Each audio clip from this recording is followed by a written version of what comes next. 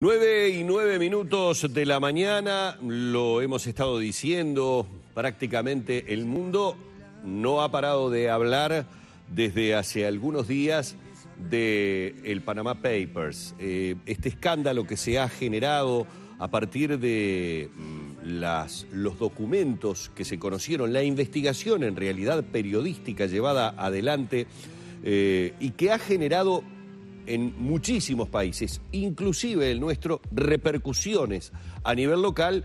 Bueno, todavía muchos dicen va a tener derivaciones insospechadas. De todas maneras, más allá de lo que a veces para el ciudadano común puede resultar un tanto difícil de entender, de los verdaderos contenidos de la investigación, de las certezas o no de las informaciones que allí aparecieron, es absolutamente indudable que muchos gobiernos en muchas partes del mundo han tomado con mucha seriedad y lo han expresado de esa manera todas y cada una de las denuncias o todos y cada uno de las revelaciones que se han dado a conocer a través de los Panama Papers. Emilia Díaz es jefe de investigaciones internacionales del Consorcio Internacional de Periodistas Investigativos y profesora de periodismo en la Universidad Central de Venezuela, y estamos en contacto con ella, para saber justamente sobre esta investigación que lideró, que ha destapado el funcionamiento de este despacho panameño, el Mossack Fonseca, uno de los 5 primeros del mundo en la creación de este tipo de empresas offshore. Lo primero es darle los muy buenos días a la distancia. Emilia, bienvenida a Arriba Gente, ¿qué tal? ¿Cómo estás? Muy bien, gracias, buenos días. Muy buenos días. Bueno, Emilia, la primera pregunta es, ¿de cuánto tiempo de investigación estamos hablando y a cuántos periodistas implicaría, si es que se puede dar un número cierto de profesionales que trabajaron en esta investigación? Sí, es realmente un trabajo de gran magnitud porque es un proyecto que abarca un periodo de un año completo, ¿no? Y en conjunto participaron hasta el momento más de 370 periodistas en cerca de 80 países, ¿no? Que son parte de 100 medios de comunicación, ¿no? Entonces, pues digamos, es realmente un proyecto que involucró no solo pues la recepción de la información, sino ya tal como la investigación, es decir, búsqueda en fuentes de registros en cada país, consultas a fuentes vivas, toda la reportería que abarca pues cualquier trabajo de investigación, solo que en este caso pues de una manera global y colaborativa. Teniendo en cuenta los nombres involucrados en la investigación que tomó Estado Público, se hizo pública el pasado fin de semana, uno piensa que esos periodistas, que ustedes se jugaron el pellejo, por decirlo de algún modo, ¿qué, digamos, sensación tienen ustedes con respecto a lo que arriesgaron personalmente al meterse con intereses tan gordos? Bueno, yo creo que por un lado el modelo de trabajo ayuda a que el periodista pues se sienta acompañado, porque pues sabíamos que esto iba a salir en varios países al mismo tiempo, no es un solo periodista contra, por ejemplo, saliendo y sacando información de interés público sobre 12 jefes de Estado, pero igual pues el impacto que ha tenido, o sea, podíamos imaginar que por las figuras que aparecen allí pues haber cierto impacto, pero creo que ha superado incluso las expectativas de lo que podía pasar, pero pues simplemente se enfocó en hacer un buen trabajo, en además pedir comentarios a todas las personas que se iban a sacar con suficiente tiempo, o sea, dar la oportunidad de que cada uno pues pueda contar también su historia cuando figuran en una data y que se obtiene información de este tipo, y pues también de verificar, ¿no?, de hacer toda la reportería. Y pues allí pues conseguimos eso, acerca de 140 políticos por lo menos identificados. Y ojo, puede haber más, pero estos son los que a partir de la reportería se pudo confirmar quiénes eran, que en efecto eran del mundo político, por ejemplo, pero también vemos que en la data pues se expande a otras áreas, no solamente el mundo de la política, no, por ejemplo el deporte o el mundo de las artes. Hay distintas áreas que aparecen también dentro de esta información. Hubo una toma de decisión, hubo un momento en el que tomaron la decisión, Emilia, de ponerle una fecha bueno, ahora al conocimiento para el mundo de lo que ustedes tenían, del material que tenían en su poder, o la fecha tuvo que ver con lo que me imagino debe haber sido un trabajo muy engorroso dado el volumen tan grande de información que estaban manejando? Claro, se coordina porque en efecto, en parte de este tipo de trabajos colaborativos es que salen todos al mismo tiempo, porque pues la idea no es que salga uno con el, como decimos acá, con el tubazo, con la primicia, ¿no? Sino que salen todos con la información, ¿no? Entonces la importante es que salimos todos el mismo día a la misma hora.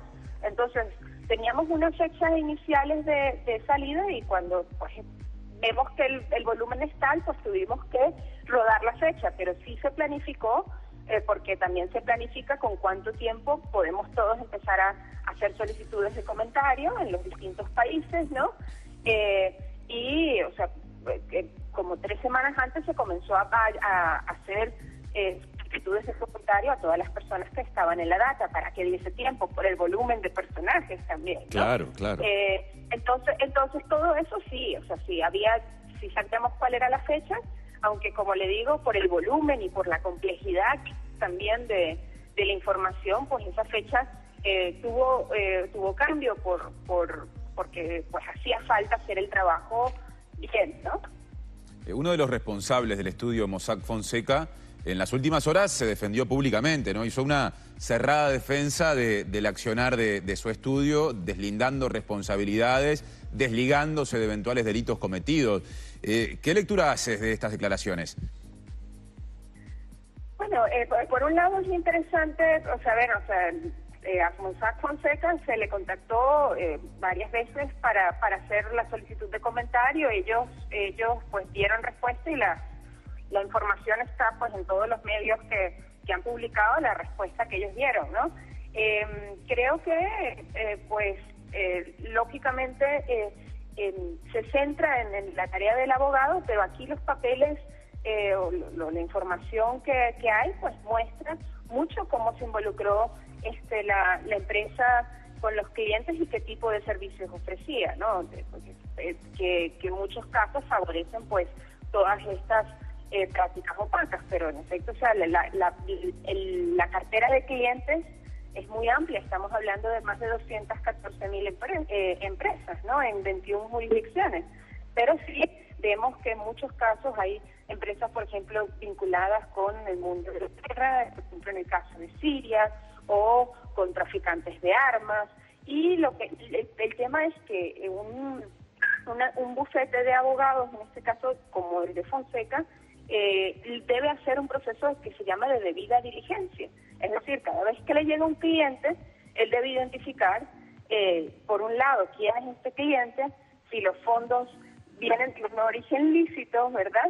Y en el caso de políticos, por ejemplo, deben hacer un proceso que ellos llaman Enhanced Due Diligence, que es un proceso más avanzado de debida diligencia, que es verificar que todo está en orden y que, pues, por ejemplo, los fondos no vienen de corrupción o no vienen de narcotráfico, y en esos casos pues no aceptarlos ellos como para ser agentes registradores, pero también la empresa, como parte de los servicios por las operaciones que tiene, ofrece servicios para testaferros en paraísos fiscales. Es decir, nos conseguimos que muchos directores y accionistas de empresas son testaferros que ocultan realmente quiénes son los verdaderos dueños de esas empresas.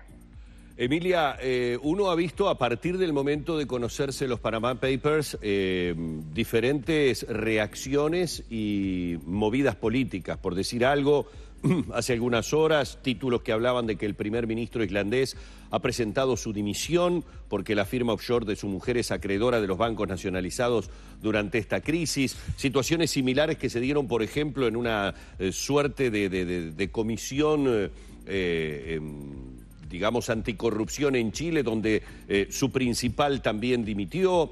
¿Ustedes esperan, y a ti te pregunto particularmente, ¿ustedes esperan que en las realidades políticas, algunas muy convulsionadas, como por ejemplo la situación que hoy se vive políticamente en Venezuela, estas revelaciones sigan generando movidas políticas que incidan en los futuros de determinados personajes políticos e inclusive de estructuras partidarias? Sí, digamos, el impacto que tiene en cada uno de los países, eso es muy interesante porque depende mucho de la realidad local y de las instituciones y de la solidez que tienen las instituciones en los países, ¿no? Digamos, el primer ministro de Islandia no es el único jefe de Estado que figura en la data, ¿no? Por ejemplo, está el presidente de Ucrania y el expresidente, el antiguo primer ministro de Ucrania, ¿no? Que en ese caso sí fue sentenciado, pero está el presidente actual de Ucrania. Y podemos preguntarnos, bueno, ¿qué ha pasado con Ucrania? Y bueno, si nos vamos a América Latina, vemos un poco el distinto impacto que ha habido en los países. Sin embargo, en Venezuela la Asamblea Nacional ha anunciado que ellos mismos, pues a través de la Comisión de Contraloría, revisarán los casos que han sido publicados por los aliados venezolanos, por los medios venezolanos. Ahora, también hay que ver cómo funciona cada sociedad. Es decir, en Islandia, los islandeses se sintieron indignados después de la crisis que tuvieron. Este primer ministro también estaba promoviendo muchas reformas económicas y pues esta indignación fue tal que salieron a pedirle la renuncia.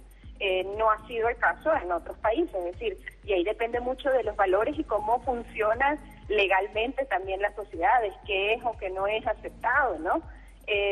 Entonces es complejo, sí creo que puede haber mucho impacto en América Latina y que todavía estamos por ver qué va a pasar. Ahora no tengo la bola de cristal, claro. y como dijimos ya, o sea, muchas de estas cosas, o sea, no esperábamos que el impacto sea de magnitud, ¿no? Entonces, pero sí, por lo que ya ha pasado, creo que veremos mayor impacto, ¿no?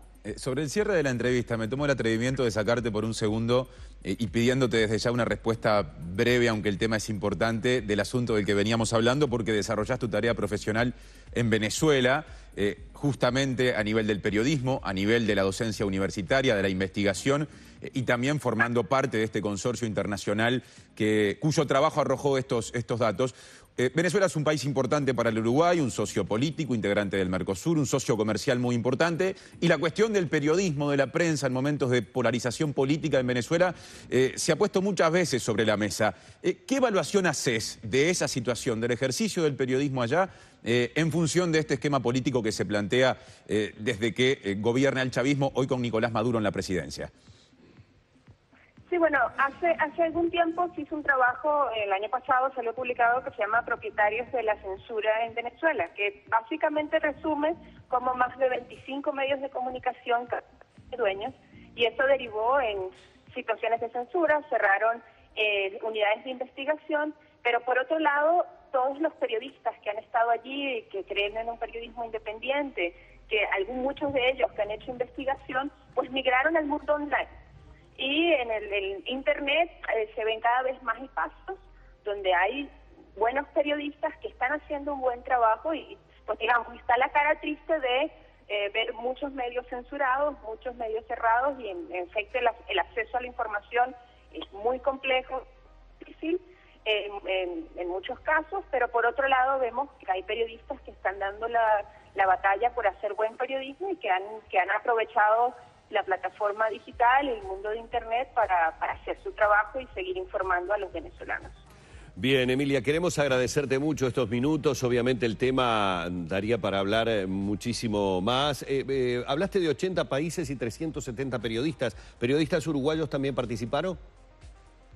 Sí, hay periodistas uruguayos, así que sigan por allá búsqueda, que estoy segura de que seguirán investigando y cuando consigan información de interés, pues la estarán compartiendo con los uruguayos. Bueno, queremos agradecerte mucho. Un abrazo a la distancia y muy amable por estos minutos.